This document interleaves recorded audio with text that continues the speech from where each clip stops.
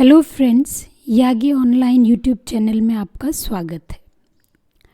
दोस्तों, अगर हम बात करें एवरेज या औसत लाइफ स्पैन या लाइफ एक्सपेक्टेंसी की, तो भारत में स्वतंत्रता के समय यानी 1947 में औसत लाइफ स्पैन था 31 ईयर्स और आज 2020 में ये डबल से भी ज़्यादा हो गया है। ये है 69.4 ईयर्स। वहीं दुनिया का एवरेज लाइफ स्पैन है 72.6 ईयर्स और सबसे ज़्यादा जापान का है 84.2 ईयर्स। ये डेटा किसी देश की परिस्थिति के बारे में बहुत कुछ कहता है। कैसे कैलकुलेट करते हैं इतना इम्पॉर्टेंट डेटा, कैसे कैलकुलेट करते हैं ये औसत या एवरेज, किसको रिप्रेजेंट करता है एवरेज? एवरेज का तो एक ही फॉर्मूला होता है, उसे फिर अलग अलग परिस्थितियों में हम कैसे इस्तेमाल करते हैं, ये सारी बातें हम डिस्कस करेंगे आज के इस वीडियो में। So friends, let's get started. औसत या एवरेज एक ऐसी संख्या है जो प्रेक्षणों यानी ऑब्जर्वेशंस या आंकड़ों के एक समूह की केंद्रीय प्रवृत्ति यानी सेंट्रल टेंडेंसी को दर्शाती है। क्योंकि औसत सबसे अधिक या सबसे कम मूल्य के आंकड़ों के बीच में होता है, इसलिए हम कहते हैं कि औसत आंकड़ों के एक समूह की केंद्रीय प्रवृत्ति का मापक है, सेंट्रल टेंडेंसी का मेजर है। औसत ज्ञात करने के लिए हम सभी प्रेक्षणों का योग करके उसे प्रेक्षणों की कुल संख्या से भाग देते हैं। तो यहाँ पे दो चीज़ें इम्पॉर्टेंट निकल के आ रही हैं कि एक तो सेंट्रल टेंडेंसी और दूसरा है औसत का फॉर्मूला। तो औसत का फॉर्मूला या एवरेज का फॉर्मूला क्या है? सभी प्रेक्षणों का योग, सम ऑफ ऑल ऑब्जर्वेशंस, और उसे किससे भाग दे रहे हैं हम? नंबर ऑफ ऑब्जर्वेशन से। इसी फॉर्मूले को आप रीराइट भी कर सकते हैं। सम ऑफ ऑब्जर्वेशंस अगर हमें निकालनी हो तो वो क्या हो जाएगा? Average into number of average into number of observations. यही सिर्फ एक फॉर्मूला है एवरेज निकालने का। तो आज हम इस पे बात करेंगे और देखेंगे अलग अलग एग्जाम्पल लेके कि इसी एक फॉर्मूले को हम कैसे अलग अलग परिस्थितियों में इस्तेमाल करेंगे। तो चलिए देखिए, सपोज़ हमारे पास ये 3 नंबर हैं। सपोज़ हम मान लेते हैं ये ए का वेट है, बच्चे हैं 3, ए, बी और सी। ए का वेट 60 kg है, बी का 62 kg और सी का 67 kg। तो अब इस फॉर्मूले के हिसाब से अगर हमें एवरेज निकालना है तो पहले सम ऑफ ऑब्जर्वेशंस निकालना पड़ेगा। तो इनका सम क्या हो जाएगा? 60 + 62 + 67 और ये हो गया आपका 189। एवरेज के लिए क्या करेंगे हम? एवरेज निकालने के लिए 189 डिवाइडेड बाई 3, तो वो आपका हो गया 63 kg। ये एवरेज आ गया। तो अब आप देखिए 63 जो है वो सबसे कम यहाँ पे क्या है? 60 से कम नहीं है और सबसे ज़्यादा है यहाँ पे 67 से ज़्यादा नहीं है, यानी 63 कहीं बीच में लाई करता है। इसलिए हम इसको कहते हैं कि ये जो एवरेज है ये रिप्रेजेंट करता है इन सारे डेटाज़ को, इसकी सेंट्रल टेंडेंसी को रिप्रेजेंट करता है कि फाइनली ये डेटा जा कहाँ रहा है। तो ये डेटा जो है ये जा रहा है 63 की तरफ, यानी इन तीनों का सम कितना है? 189। अगर इन तीनों की जगह हम लिख दें 63 तो क्या होगा सम? वही सम 189 फिर से होगा। तो इस प्रकार हम इन तीनों की जगह सिर्फ एक डेटा यूज़ कर सकते हैं, एक नंबर यूज़ कर सकते हैं, वो है 63। ये याद रखना मुश्किल है कि ए की वेट 60 kg है, बी का 62, सी का 67, बट ये याद रखना बहुत आसान है कि तीनों का एवरेज एज 63 है क्योंकि एक नंबर हमें मिल गया। सो ये फ़ायदा। अब किसी देश की अगर हमें लाइफ एक्सपेक्टेंसी निकालनी हो तो सारी पॉपुलेशन की लाइफ एक्सपेक्टेंसी निकाल के उसका एवरेज निकालेंगे। अब एक एक का याद रखना बहुत मुश्किल है, तो उसकी जगह हम एक नंबर ले लेते हैं, सिंपल नंबर, जिसको हम याद रखते हैं, और वो क्योंकि उस पूरे डेटा को रिप्रेजेंट करता है, वो उस चीज़ को, उसकी एक सेंट्रल टेंडेंसी को रिप्रेजेंट करता है, उसको हम आगे दूसरी कैलकुलेशंस में आसानी से यूज़ कर सकते हैं। पूरा डेटा यूज़ करने के बजाय हम सिर्फ एक नंबर यूज़ करेंगे 63 kg। सो ये फ़ायदा है एवरेज या औसत निकालने का। एक दो न्यूमेरिकल हम करते हैं इस पे। जैसे ये देखिए, पहला न्यूमेरिकल है, एक बल्लेबाज ने 6 पारियों में निम्नलिखित संख्याओं में रन बनाए। पहली पारी में 36, फिर दूसरी में 35, 50, 46, 60 और 55। अब हमें बताना है कि एक पारी में उसके द्वारा बनाए गए रनों का मध्य औसत ज्ञात करना है। तो क्या करेंगे, सबसे पहले सम निकालेंगे। तो सम क्या हो जाएगा, 36 plus 35 plus 50 plus 46 plus 60 plus 55, और ये आपका हो गया 282। एवरेज इसका हो गया 282/6, दैट इज़ 47 रन्स। तो अब ये कहाँ आता है इस तरह का डेटा? देखिए, एक बल्लेबाज है जिसका एवरेज है 47 रन्स, दूसरे का हो सकता है 50 हो, तो ज़्यादा अच्छा बल्लेबाज कौन है? दूसरा वाला। तो ये कंपैरिजन के काम आता है, सिलेक्शन प्रोसेस में ये काम आता है, क्योंकि ये पॉसिबल नहीं है हर बल्लेबाज हर बार ही बहुत अच्छे रन बनाए या एक जैसे रन बनाए।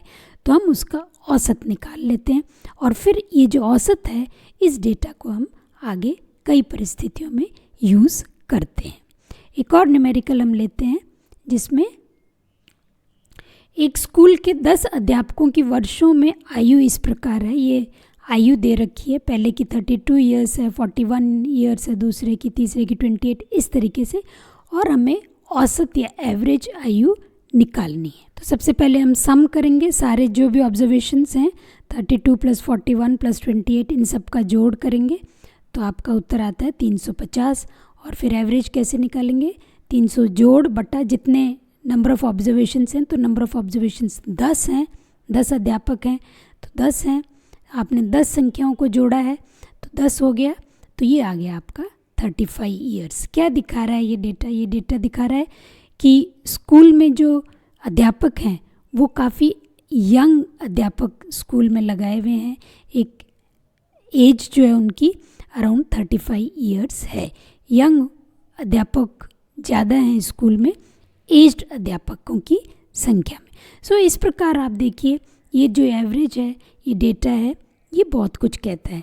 अगर इसको देख के, डेटा को देख के बताएंगे तो नहीं पता चल पाएगा, क्योंकि देखिए 54 ईयर्स का भी एक अध्यापक है ना, और कम से कम 26 ईयर्स का भी एक अध्यापक है।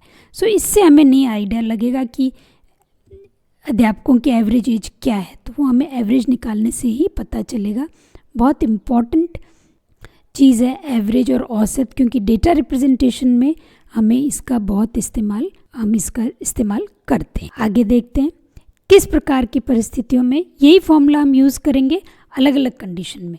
जैसे देखिए, suppose a man covers a certain distance at x km/h and equal distance at y km/h, then the average speed during the whole journey is this.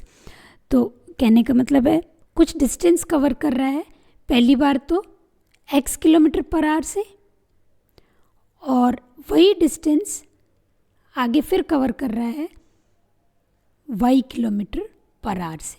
तो टोटल डिस्टेंस जब वो कर रहा है, वो उस समय उसकी एवरेज स्पीड क्या होगी। तो सबसे पहले तो हम देखें कि स्पीड क्या होती है। स्पीड होती है डिस्टेंस अपॉन टाइम।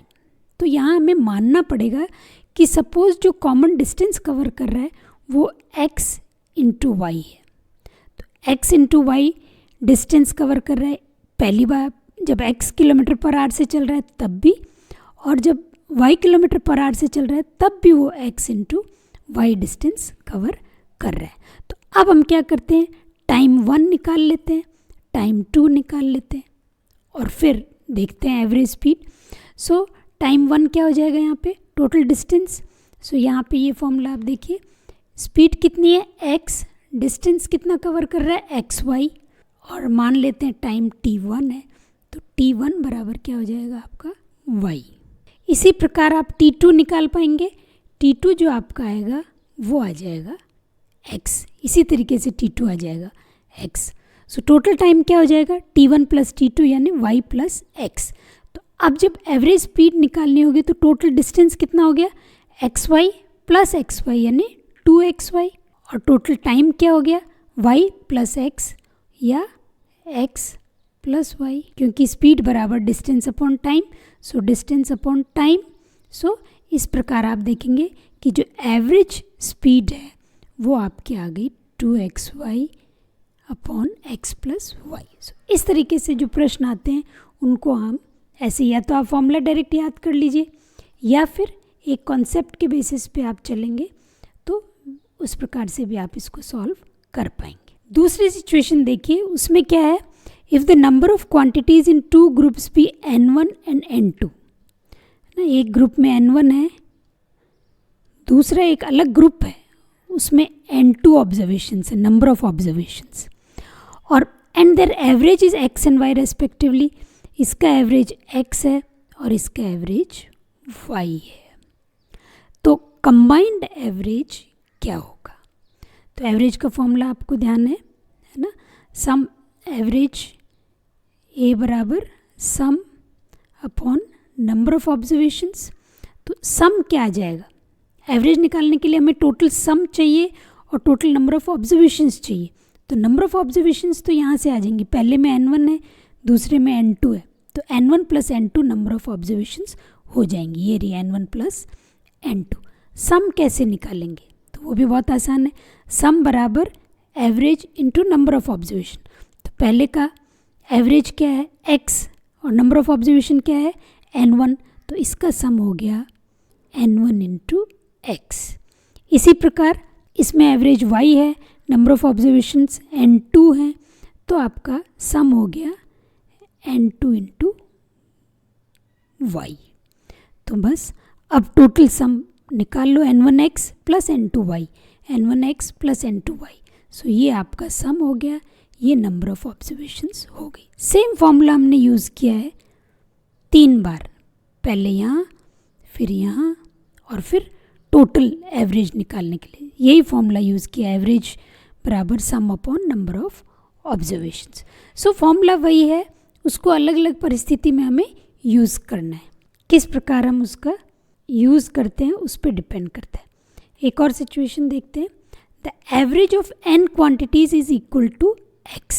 तो एवरेज क्या है x और नंबर ऑफ क्वांटिटीज़ क्या है n। When A quantity is removed the average becomes y।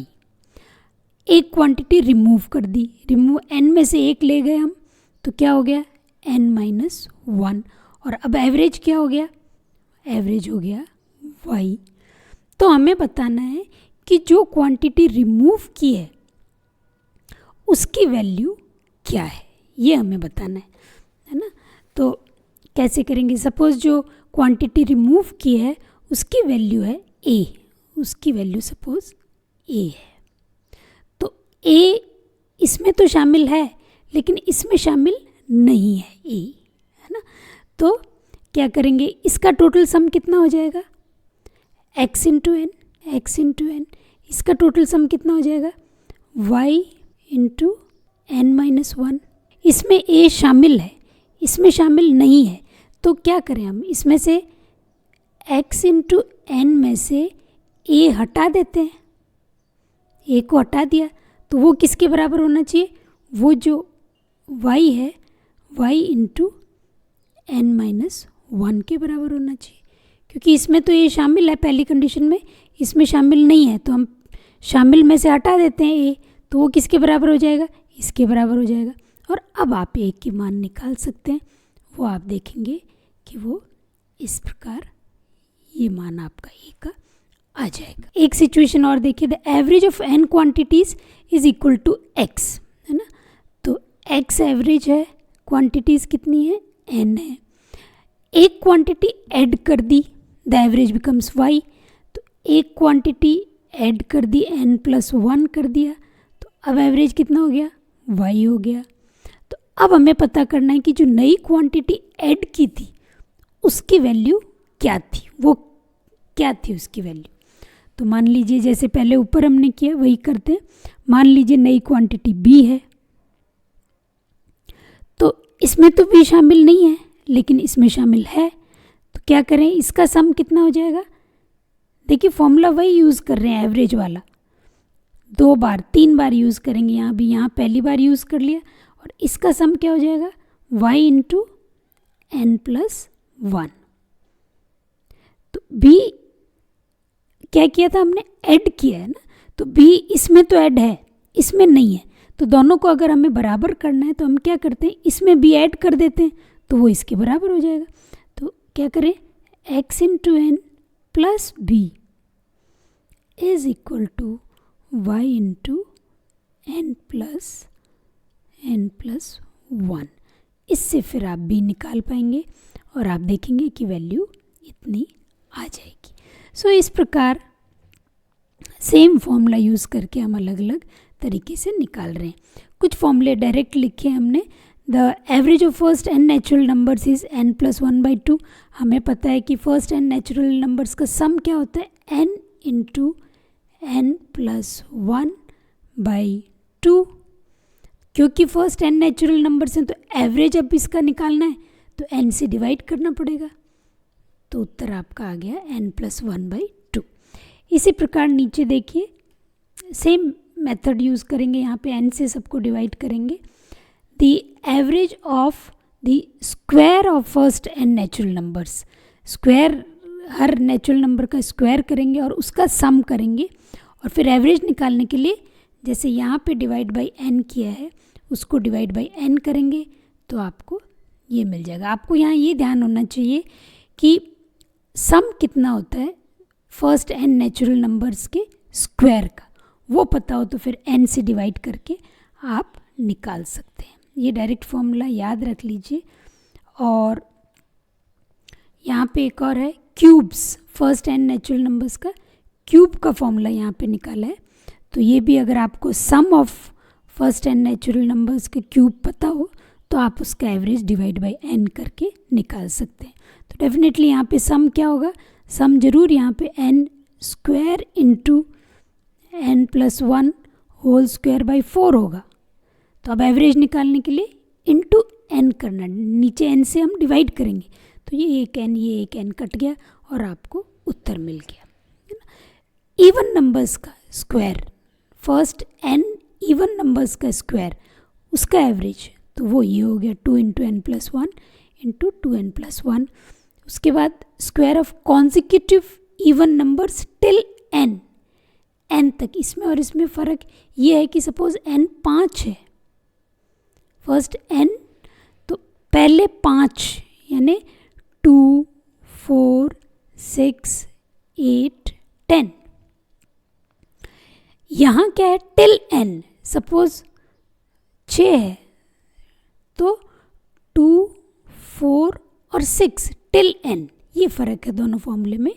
यहाँ पे फर्स्ट n, फर्स्ट 5 1 2 3 4 5, यहाँ टिल n टिल 6 तो 6 तक, तो ये फ़र्क है इन दोनों फॉर्मूले में, और फिर आप एवरेज निकाल सकते हैं। अब हम 2 क्वेश्चन और ले लेते हैं, ये जो ऊपर अभी हमने सिचुएशन डिस्कस की थी उन्हीं के ऊपर बेसिस। देखिए ये बहुत अच्छा प्रश्न है। 3 लड़कों की औसत आयु 15 वर्ष है और उनकी आयु 3:5:7 के अनुपात में है, तो जो सबसे कम उम्र का लड़का है उसकी उम्र क्या है। तो ये देखिए, अब इस तरह का जो प्रश्न है उसमें हम क्या करेंगे, मान लेते हैं कि तीनों बच्चों की उम्र क्या हो गई 3x, दूसरे की होगी 5x और तीसरे की हो गई 7x। तो सम क्या हो जाएगा, सम हो जाएगा 15 एवरेज एज है और कितने बच्चे हैं 3, तो टोटल सम हो गया 45। 15 इंटू 3, यही एवरेज वाला फॉर्मूला हमने यूज़ किया। देखिए एवरेज बराबर सम अपॉन नंबर ऑफ ऑब्जर्वेशंस, तो सम क्या हो जाएगा average into number of observations, तो एवरेज 15 है, नंबर ऑफ कितने बच्चे हैं 3, सो 3 नंबर ऑफ ऑब्जर्वेशंस हैं, तो आपका सम हो गया 45। लेकिन हमने उम्र क्या मानी है, 3x, 5x, 7x। सो 3x, 5x तीनों को हम जोड़ते हैं, ये किसके बराबर होना चाहिए, जो सम आया है उसके बराबर होना चाहिए, सम के बराबर होना चाहिए। तो x बराबर क्या आ जाएगा, इससे आपका 3 आ जाएगा। तो पहले की उम्र क्या हो गई, 3 × 3 9, 5 3 15, 7 3 21 ईयर्स। तो हमें सबसे छोटे की चाहिए, तो ये हो गई आंसर 9 ईयर्स। सो इस तरीके से जब अनुपात का क्वेश्चन आता है तो आप उसको इस तरीके से मान ले, 3x, 5x, 7x, x common है इनमें। और फिर ये ऑब्जर्वेशन मान लीजिए, पहली ऑब्जर्वेशन हो गई, दूसरी हो गई, तीसरी हो गई, और फिर इनको ऑब्जर्वेशन मानते हुए फिर आगे आप प्रश्न को सॉल्व करें। एक प्रश्न हम और लेंगे, ये एक और प्रश्न हम देखते हैं। यहाँ बोल रहा है कि 8 व्यक्तियों का औसत वजन 2.5 किलोग्राम बढ़ता है जब एक नया व्यक्ति 65 किलो वजन के व्यक्ति की जगह जुड़ता है। नए व्यक्ति का वजन क्या हो सकता है। तो इसमें देखिए 8 व्यक्ति हैं, 1 2 3 4 5 6 7 8। 65 किलो के वजन को हटाया है हमने, क्योंकि नया व्यक्ति 65 किलो वजन के व्यक्ति की जगह जुड़ता है ना। 65 किलो को हमने हटाया और सपोज नया जो व्यक्ति जुड़ा है उसका वजन है 1 किलो। तो अब देखिए, मान लिया कि एवरेज, पहले एवरेज जो था वो x था, तो पहले एवरेज x था, तो सम कितना हो गया, सबका जोड़ कितना हो जाएगा, 8 × x।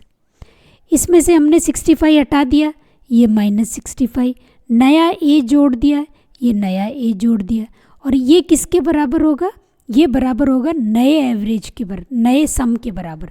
तो नया सम में पुराना तो है ही 8x प्लस 2.5 किलो एवरेज बढ़ गया है सबका, तो 8 × 2.5 किलो और इसमें पुराने एवरेज में ऐड हो गया है, टोटल सम में ये भी ऐड हो गया है इसमें।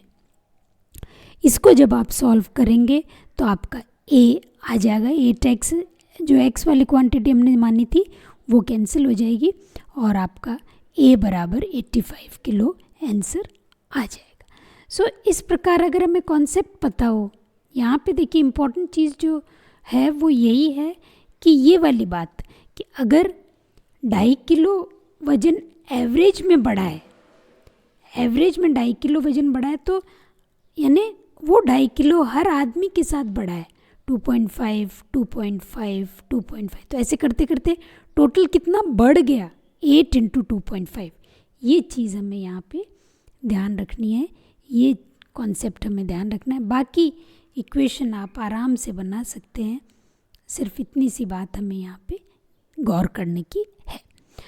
तो इसके साथ ही जो आज का वीडियो है वो हम समाप्त करते हैं। आई होप आपको समझ में आया होगा एवरेज, और एवरेज का कॉन्सेप्ट बहुत इंटरेस्टिंग कॉन्सेप्ट है। एवरेज का एक फॉर्मूला है, कॉन्सेप्ट अगर आपने समझ लिया, फॉर्मूले को ढंग से अगर आप परिस्थिति अनुसार आपने यूज़ किया, आसानी से एवरेज के क्वेश्चन आप कर सकते हैं। Thank you for watching Yagi online.